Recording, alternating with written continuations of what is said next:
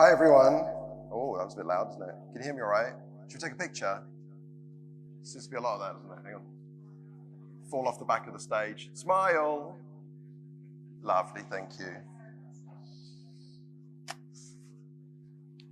I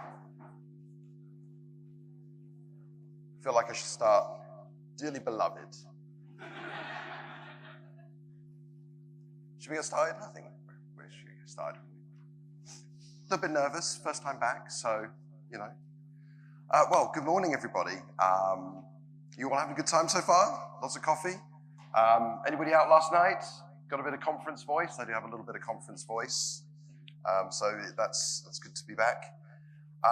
My name is Matthew Morris. I am Salesforce Innovation Director at Capgemini. We are one of the sponsors here today, so if you want an awesome job title like mine and work with some fabulous people, go see my friends at the booth. They got some sweets and all sorts of lovely stuff like that. I thought we would start with, rather than like how many certs I've got and all this sort of stuff, was kind of, thought I'd start with how do we get here? So this presentation is diagramming Salesforce solutions. It's something that I've been doing for a while. And I thought that that actually has some relevance to where this might all be going, but I'll come back to that in a little bit. So before 2009, when I first got involved with Salesforce, I was doing lots of other non-cloud stuff, all very interesting. And fun fact, I was actually last in this building in, I think, 1995, 1996, for a completely different technology, because Salesforce didn't exist. And, but it was involving diagrams. It was a tool where you could diagram and generate stuff and all sorts of wonderful stuff like that. So it was a bit of a circular relationship there. That was very good.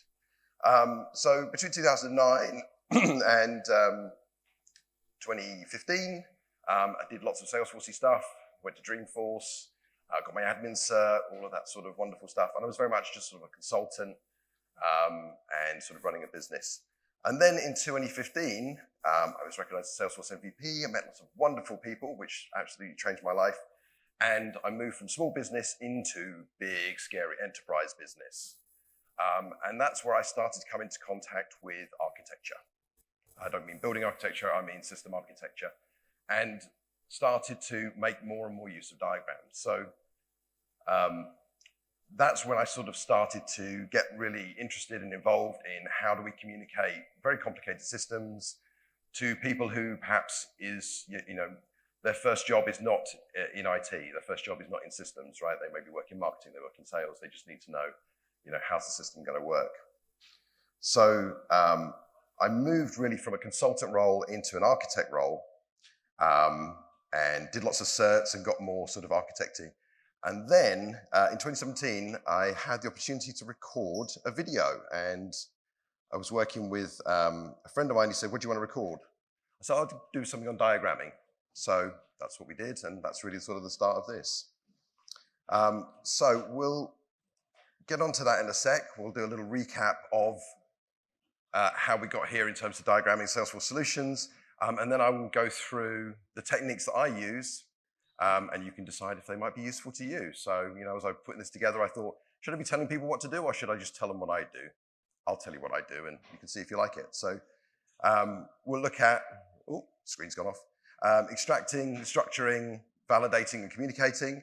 I'll show you the 4 key diagrams that I always start with. We all right? Yeah.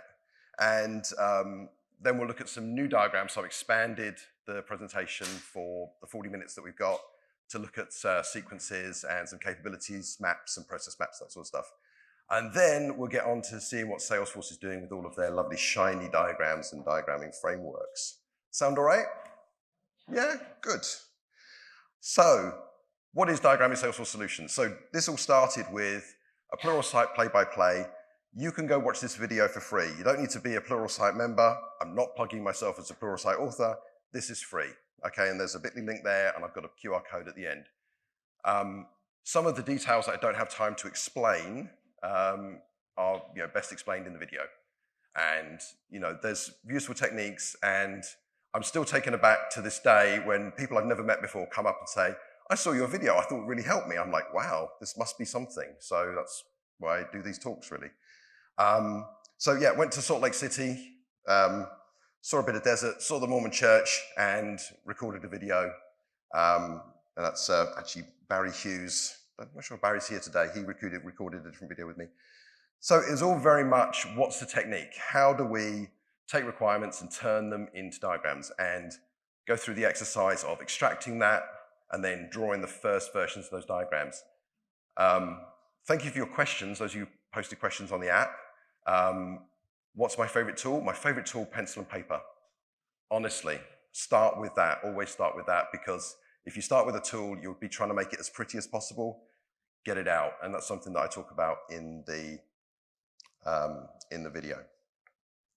So that was 2017, and so we carried on a little bit more, and then in 2019, I worked with Gemma Blizzard from Ladies Be Architects, and we were both very much into diagramming and preparing for architect exams and that sort of thing.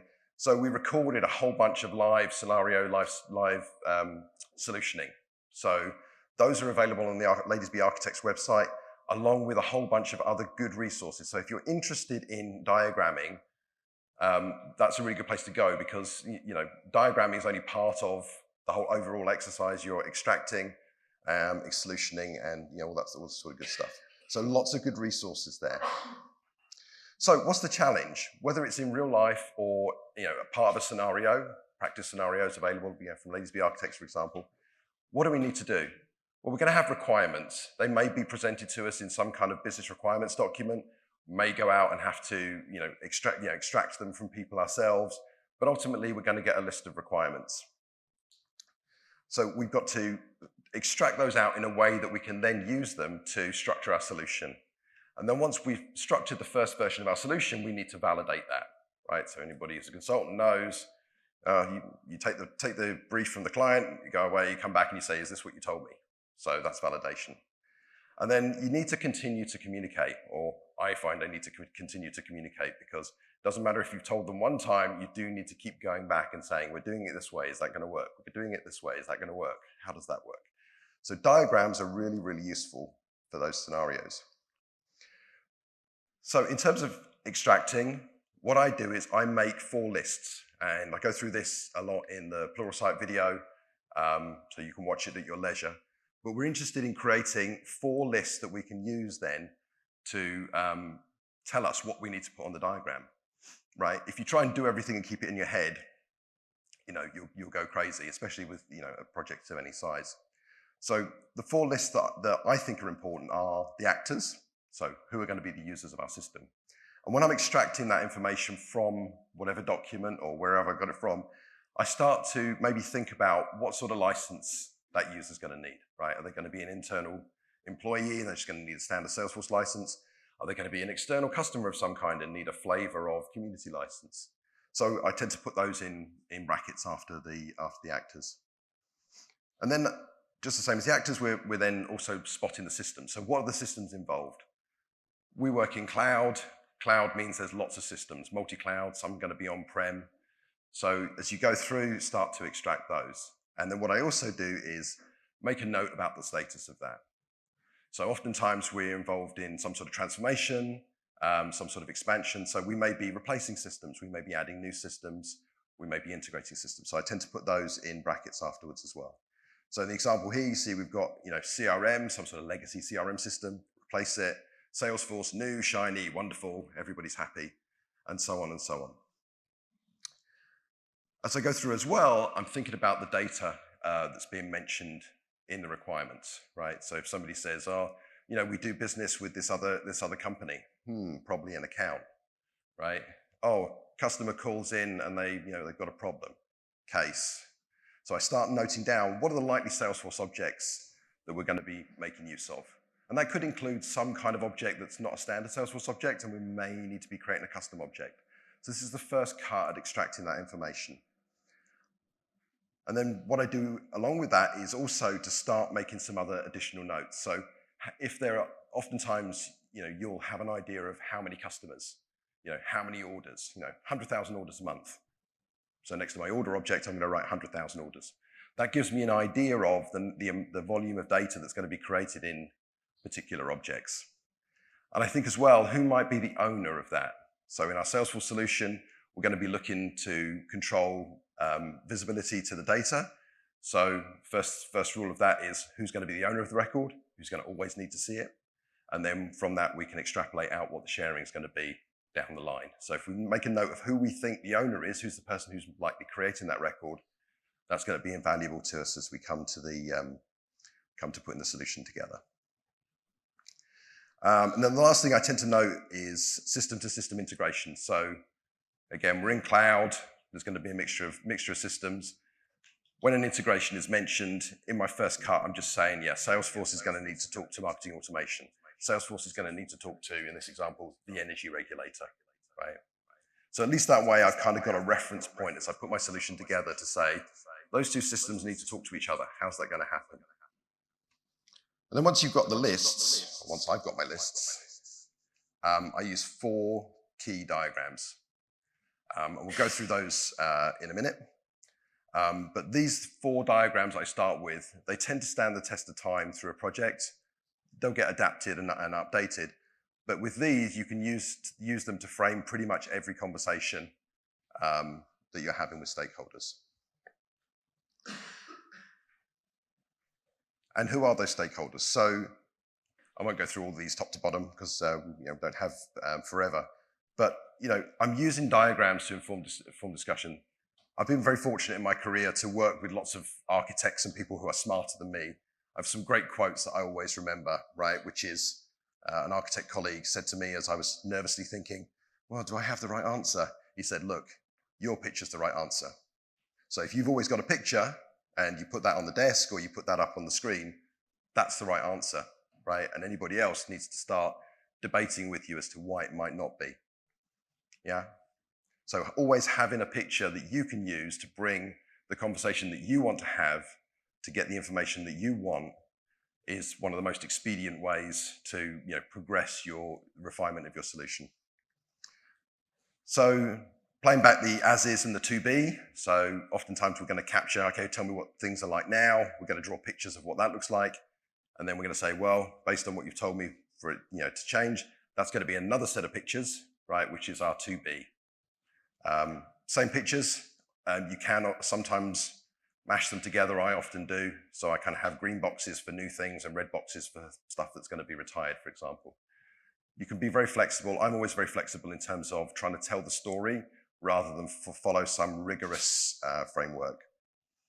A lot of the stuff that I do with diagrams is really about vision, right? Because if you don't have everybody aligned at the start of a project and then you go into build, it's usually going to get pretty ugly. So I really focus on making sure that everybody's agreed, right? What's the overall vision? What's the system going to look like? What's staying? What's going? And then once you've got that alignment, you can then dig into the detail, start looking at processes, start looking at other things. We'll come on to that. Depending on the level of detail, you can also work with more technical colleagues, right? So if you're enhancing an existing solution, maybe you're going to have a diagram say, well, this is what we got today. System administrator, how do you think it needs to be to change? So it's a great way not only to sort of stand up front and say, I've got the right answer, you can then invite people to say, hey, can you help me solve this? That's true of administrators, true of developers, and also as you're onboarding new team members, right? So if you're starting a project that's going to require external consultants, or maybe you're recruiting other people, you've got pictures that you can show them.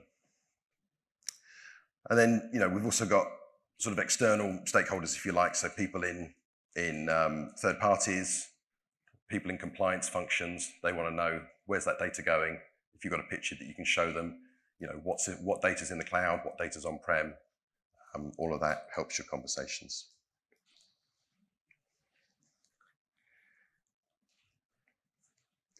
So the same diagrams will really work for all of those groups, and it's about encouraging collaboration, and also they're tools to help you start to uncover hidden requirements. And we'll have a look at some examples of that in a sec. The other thing that I like about diagrams is they're pretty easy to update, right? Depending, if you're using a digital tool, if you're using a whiteboard, it's not like a document you have to go through and start restructuring sentences. You can rub out that line, put in a new one. If you need some kind of integration middleware, for example, new box, adjust the line. So they're very, I find them very efficient to maintain. right? And as we'll see in some of the examples as well, you can also, start to use them to tell the story by copy paste and, duplicating and all that sort of stuff. I'll show you some of that. The other thing is you've got a clear version history, right? So, just if you're using PowerPoint or you're using some other diagramming tool, or even if you're using paper, you can keep a little archive and look back and say, what changed? When did it change? Again, it's very visual. You don't have to read a lot. You can just kind of scan through. I think the last point is about diagrams. They provide just enough information to inform choices. Because if you start to put too much information on a diagram, it gets cluttered. It's not as useful. If you're writing a document, you've ever been in that situation where you just keep writing? So with diagrams, you're less likely to kind of over-engineer what you're trying to say. Okay, enough words, let's look at some pictures. So what are the 4 pictures that meet most of our needs?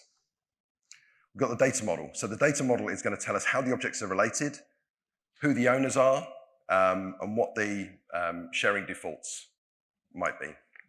It's also going to be able to help us spot objects with large data volumes. Where did I get these other facts about a particular object?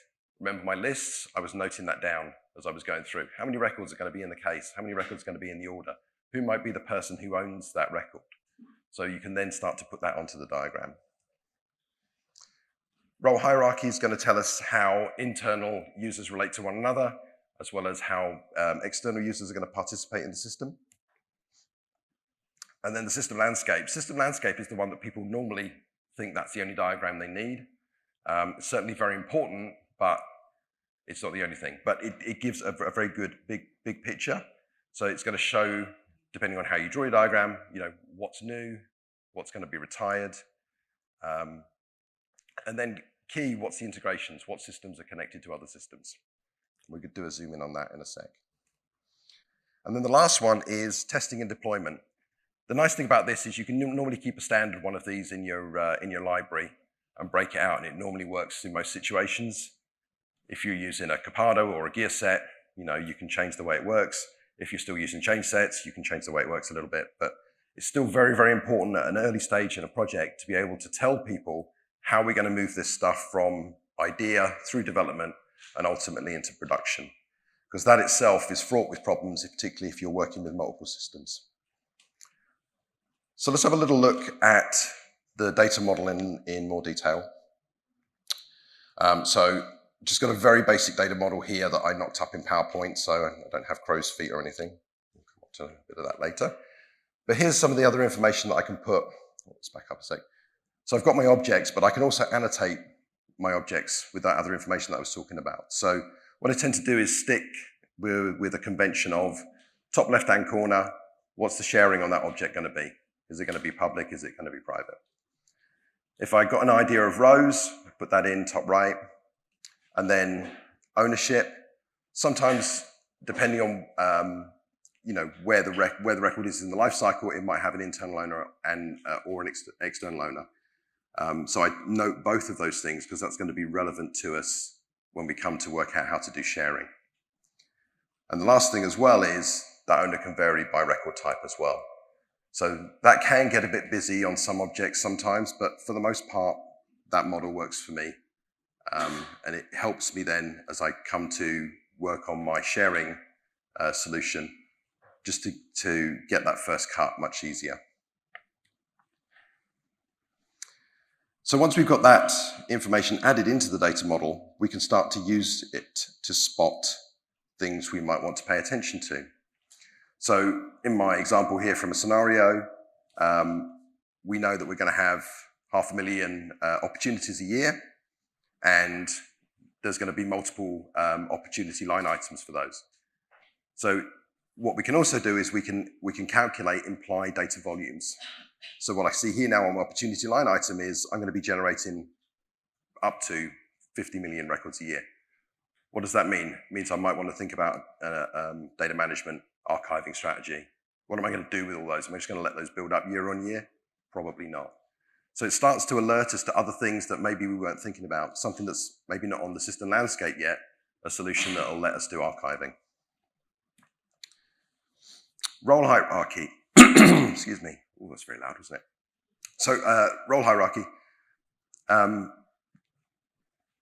This is always very interesting because, when you try to develop your role hierarchy inside Salesforce, it always sort of twisted with my head because what you're really producing is a combination of data and structure, right? So, you've got you've got the CEO, there's one of those, but then you've got VPs in each of the regions. Oh.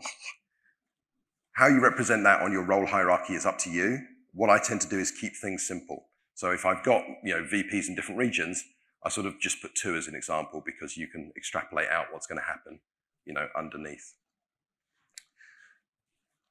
I also annotate in some way who's internal, who's external. So you remember back on the lists, we were noting what actors were internal and external. Put that on the role hierarchy. That's going to let you, give more thought then to your sharing solution for the external users.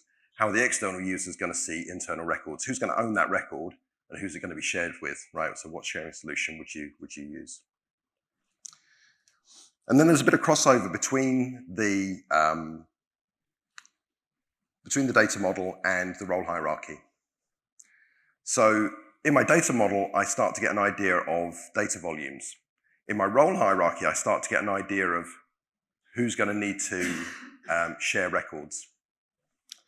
So in my example here, the sales agent and the front office team both need to have access to my hypothetical records, right? I already know that there's going to be 50 million opportunity line items and 500,000 opportunities. So what I need to consider as an architect is there going to be an impact then on the sharing, on the system performance due to a large amount of sharing records being created, for example. Now, in the case of opportunity line item, it's not a big problem because it's controlled by parent, but I have been alerted to the combination of a large data volume and a sharing requirement across the role hierarchy, right, instead of up and down through the role hierarchy. So my diagrams are telling me stuff as I'm building them up. System landscape. So again, I tend to use this fairly flexibly in terms of the amount of detail that I put on here. So this is an example from a couple of years ago where I was sort of very much into using arrows with double ends to indicate that there'll be an integration in 2 directions. I also sometimes put what's the protocol, right? So you see there between Salesforce and ESB, for example, I've marked it up as OData. That's indicating probably going to use Salesforce Connect for that. That's what I'm thinking at that time, right? And as I go to stakeholders and I say, oh yeah, we're thinking of using Salesforce Connect, in this, have we got licenses for it, right? That might be one key question.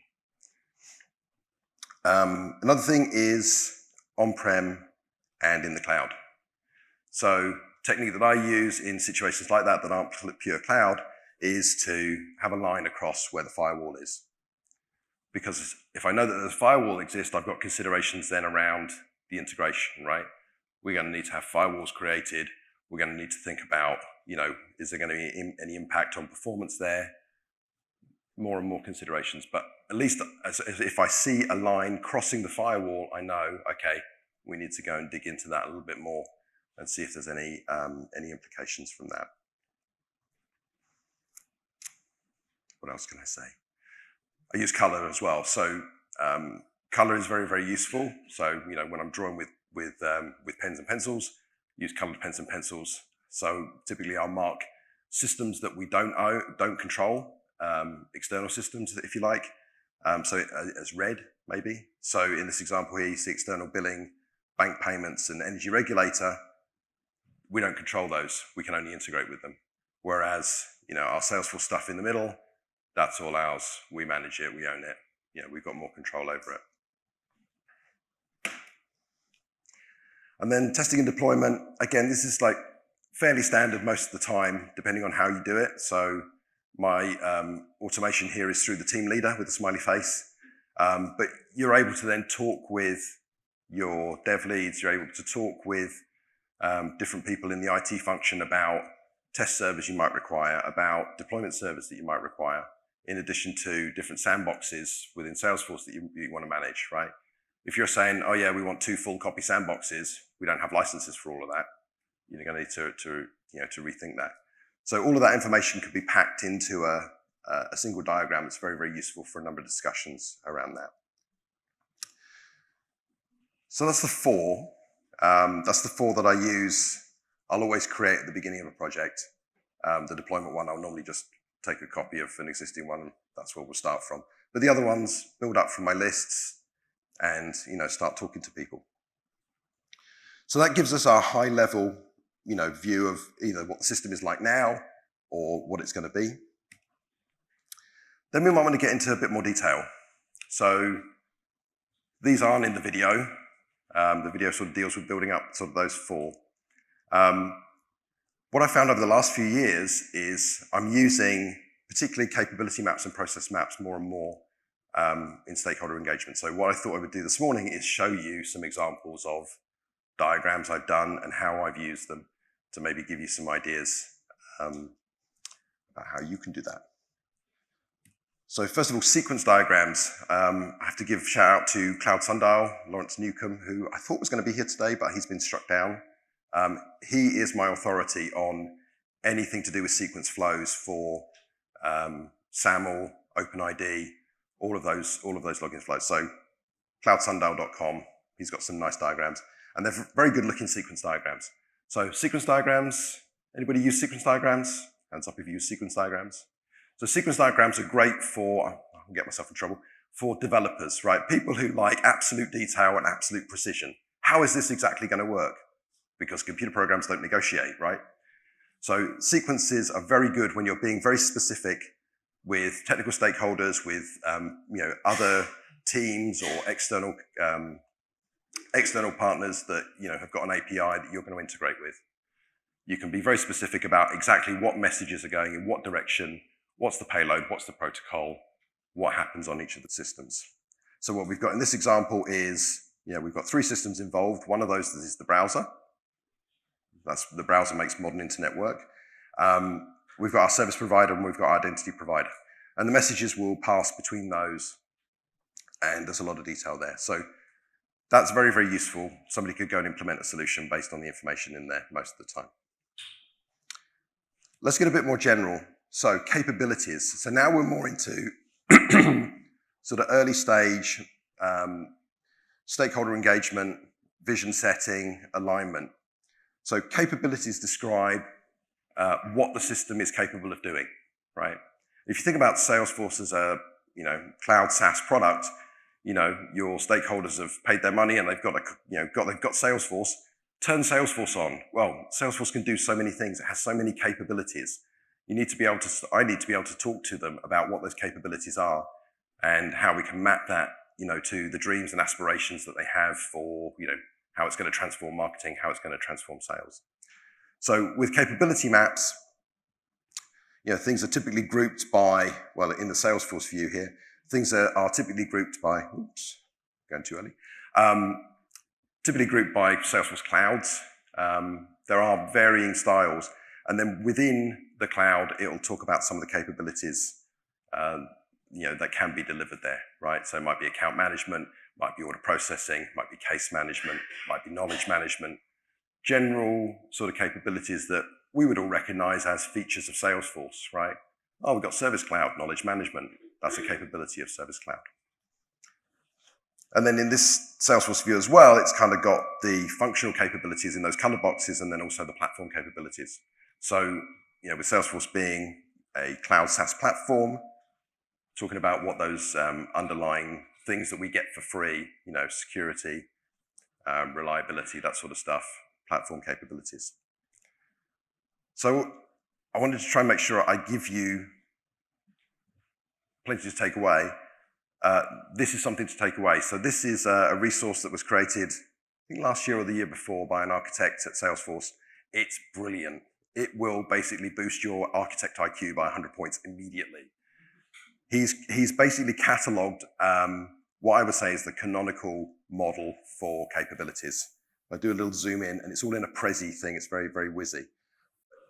It looks nice, but also it's jam-packed full of information. I love it because I don't need to make up capability names anymore.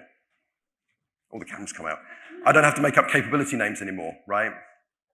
And we'll see an example in a minute of an older one that I did with my capabilities. I use the customer's language. I really like this now because I can start by using a standard set, And then if they're using different words for it, we can sort of talk about, are they going to come to me or am I going to go to them? But it just accelerates so much, the creation of capability maps. So that's the short link for it, sfdc.co, sfcc. There's lots in there, not just the one that you saw. There's ones for different industry clouds. There's ones for lots of things. So fun. And you can make copies and pull bits out. But let's look at an example of capability map that I did use for real. So this was a few years ago for digital publishing. Customers moving from monolithic CRM/ERP system that did everything, and they wanted to go to the cloud.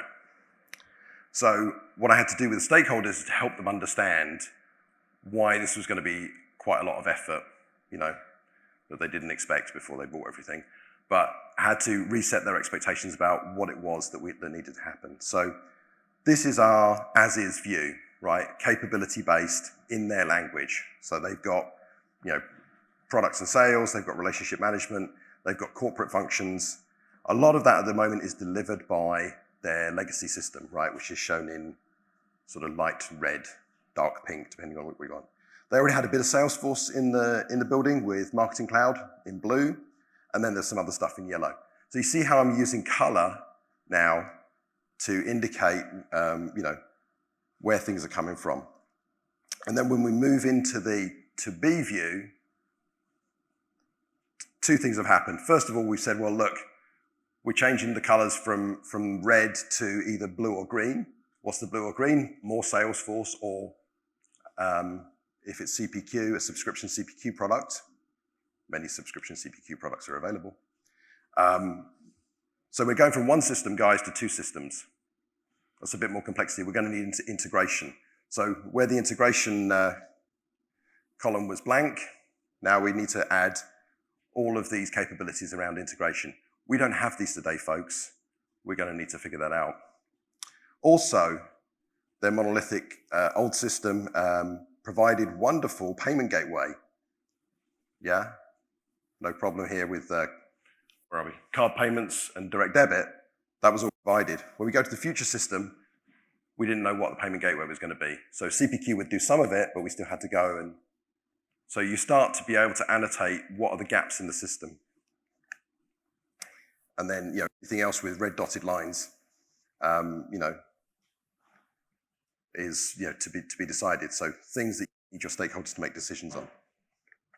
And then you can have some fun with it. So I hope this works. So what I would do, for example, with the marketing stakeholders is I took away everything that wasn't of interest to them. And in order to try and get them to appreciate what we were trying to do and buy into the vision, I put users into the landscape. And then I said, what are you going to get? Whee!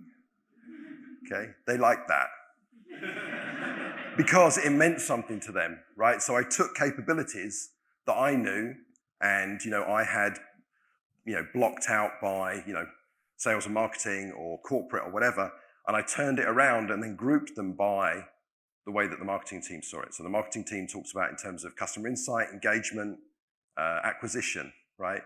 So I said, okay, here's how your new Salesforce system plus CPQ is going to work for you in language that you understand. And then you can kind of get bonus points by saying when we put the customer at the heart. Yeah. So you don't have to stick to. I'm a hand-waving architect. You don't have to stick to any kind of formal notation. Certainly for me, in my experience, telling the story, getting them to understand and buy in is where a lot of the value is. Okay, process maps. So process maps, sort of flow charts and various flavors of them. Again, there's lots of variation in standard here, but again, we're starting, at point A, moving through a set of decisions and ending up at a different outcome. Here's an example from the same client where we had to explain to them why they weren't going to get sub-second performance on their buy journey, right? Which was very, very important to them. It's kind of related to, well, guys, you're going from a single monolithic system to integrating several systems. So again, I animated my, my process map, right? So in this view, I drew the actors on the landscape, I do the different systems, and then I had lines going between it, and I annotated it as we walked through the steps, yeah? So in this step, message is going to be sent from the flow orchestration into the CRM. We're going to create a customer record. We're going to have that customer record account contact. We're going to send the ID back to our orchestration, and then we're going to go on to the next step where we're going to create their subscription in the subscription CPQ system, and on and on and on.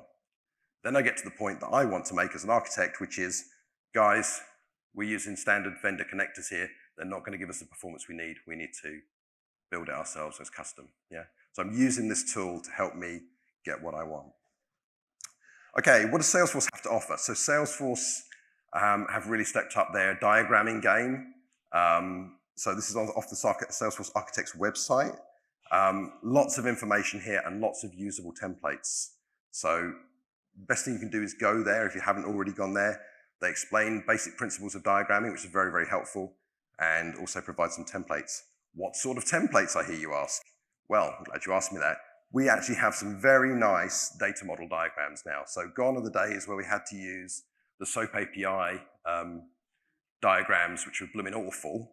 Now you can have lovely diagrams and you can download them. So you can download them as a PDF, you can download them as a PNG, and you can download them into Lucidchart. Is it nice? Yeah, it's pretty nice. Okay, so that's really, really good. If you're not using that, I would say it's probably worth the Lucidchart subscription. Go get your boss to pay for it. We won't do a live demo for time, but that's a data model inside Lucidchart. The interesting thing though is now what we're doing is we're creating this diagram and adding attributes to it.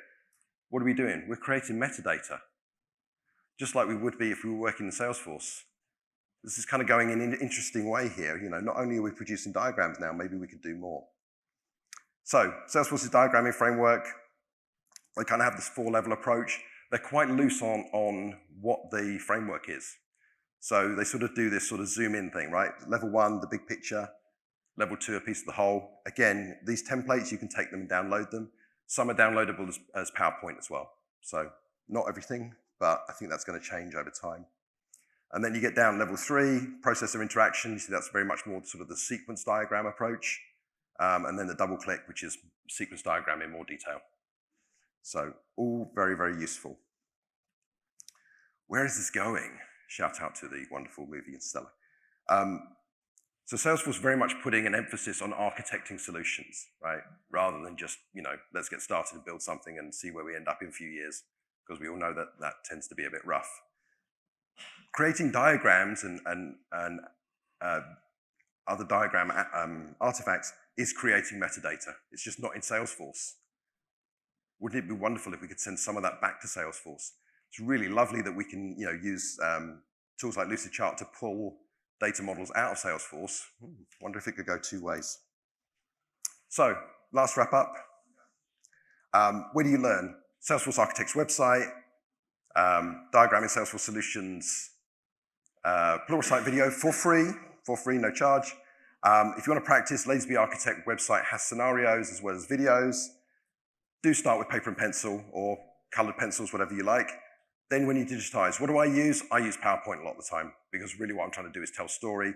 I do like Lucidchart. I don't like Miro or Mural, it's blooming horrible. But it's entirely up to you. Build your own library though. Keep these things with you. That works really, really well. So that's the link to the video.